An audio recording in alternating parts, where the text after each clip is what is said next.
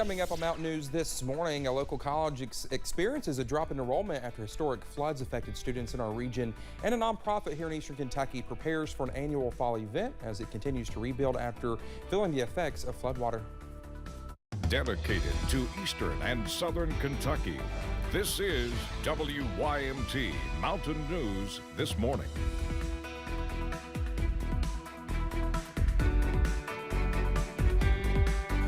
Oh, good morning to you.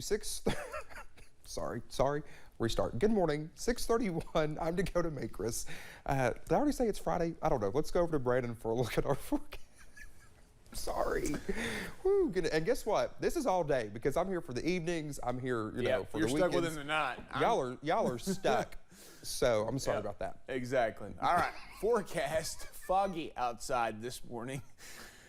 Oh, it's been like this all week. All right, let's get into that forecast. And you see dense fog across parts of our region. So be careful out there. Give yourself plenty of time to get where you're going. Only a few spots not seeing those visibility issues. I-75 at Corbin. Not too much in the way of issues out there this morning. It is 56, though, so a little bit cooler. 56 over in the London Corbin Airport as well. 57 Moorhead, Manchester, Harlem, Middlesboro, Jacksboro, Somerset. 57 popular number. Logan, just notice them over there. 58 in Pikeville. 53 in Clintwood's our cold spot, and 62 in Jackson is our warm spot. Your breakfast forecast as you pour your frosted weather wheats into a bowl should be in pretty good shape this morning. Temperatures in the 50s for a little while, but back into the 60s by about 9-10 o'clock this morning. Dakota? All right, Brendan, thank you. Well, Kentucky State Police is looking for a man they believe shot and killed a man in Whitley County. Troopers say the shooting took place at a home on Patrick Hollow Road around 11:45 Wednesday night.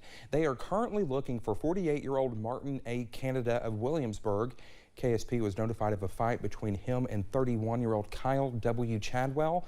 During an investigation, they discovered Canada shot Chadwell, who was taken to Baptist Health Corbin before being pronounced dead. Anyone with information about where he may be is asked to call Post 11 in London or call 911. A woman in Pulaski County is accused of shooting her husband during a fight. Sheriff Greg Speck says deputies were called to Fairview Road in Science Hill at around 5:30 Wednesday afternoon. When they arrived, officers found 71-year-old Claudius Blevins had been shot multiple times. Blevins told police his wife, 71-year-old Margaret Blevins, had shot him during a fight. He was treated by Somerset and Pulaski County EMS before being flown to the University of Kentucky Hospital.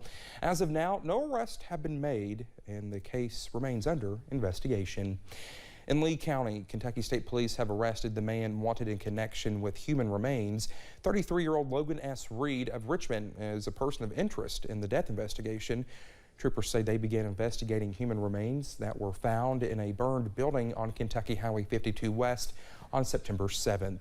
The State Medical Examiner's Office identified the remains as those of 52-year-old Tamika L. McDaniel of Beattyville. Reed was taken into custody on Tuesday just before 11:30 p.m. and was taken to the Madison County Detention Center. Owsley County school officials released a statement yesterday about the victim of a deadly crash.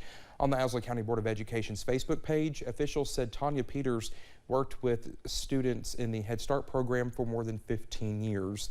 In a statement, they said, quote, "She was a dedicated and loving teacher who desired the very best for her students. Her legacy of love and providing the best possible opportunities for all of her students will remain in our hearts and minds and will serve as a shining example to all who knew her," end quote.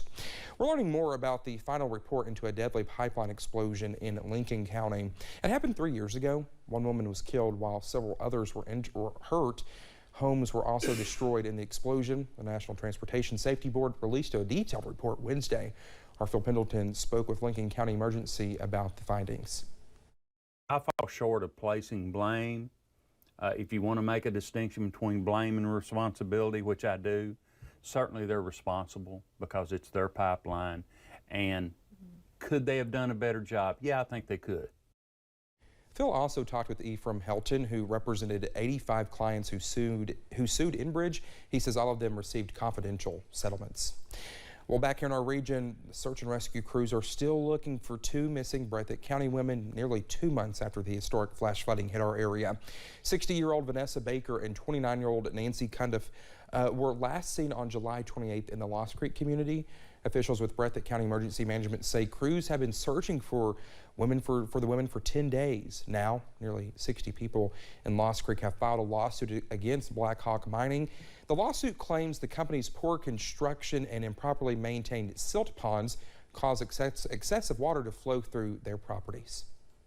And I've done 5 or 6 of these big flood cases over the years, and Lost Creek was by far and away the hardest hit area. I know there's a lot of devastated areas, but Lost Creek is the worst. I think there's been at least 3 fatalities up there.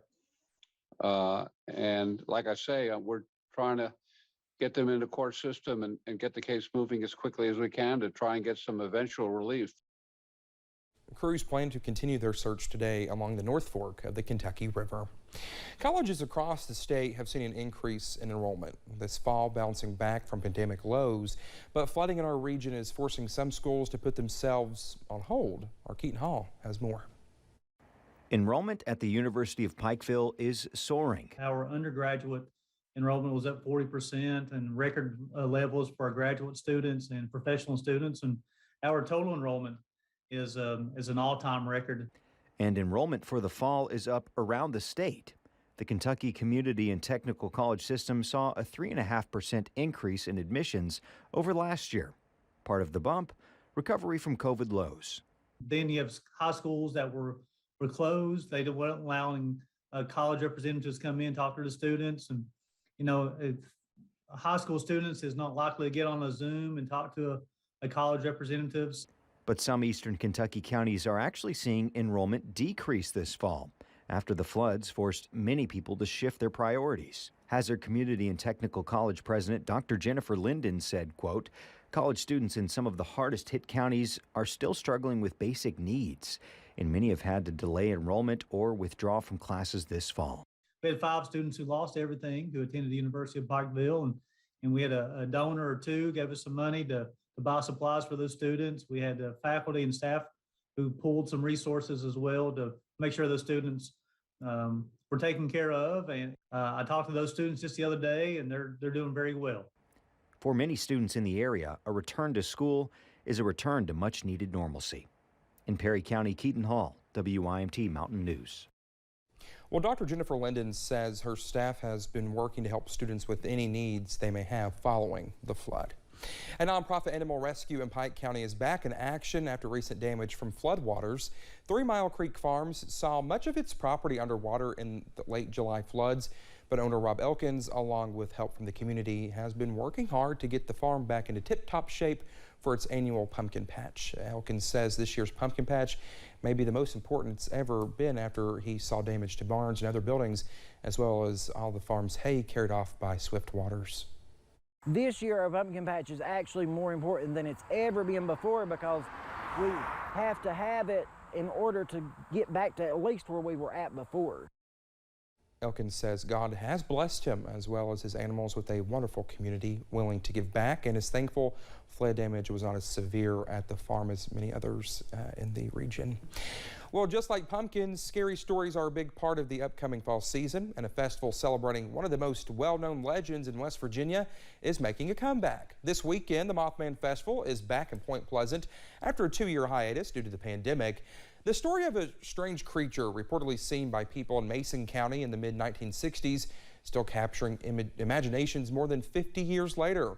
With this being the first Mothman Festival since 2019, organizers are saying they're getting indications this could be the most highly attended one they've had yet. And some fans of the legend have already made the journey to get in on the action. The last couple of years, the festival has been canceled, and it's a pretty major bummer for me and my brother because it's like one of the highlights of the year is the Mothman Festival. It seems like whenever you have a bunch of people, like-minded individuals together, it kind of like stirs up the paranormal, and weird stuff happens. The festival runs Saturday and Sunday. Events scheduled include live music, guided bus tours, and a Mothman hayride.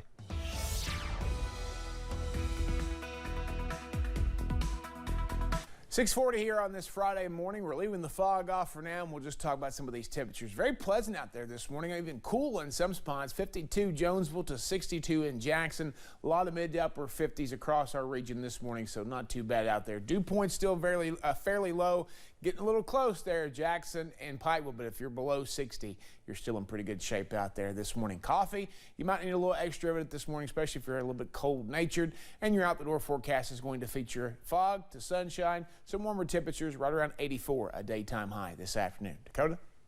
All righty, Brendan, thank you. 641, still to come here on Mountain News this morning. A new report on COVID-19 offers some harsh criticism involving the global response to the virus and offers some solutions to help us improve. Stay with us.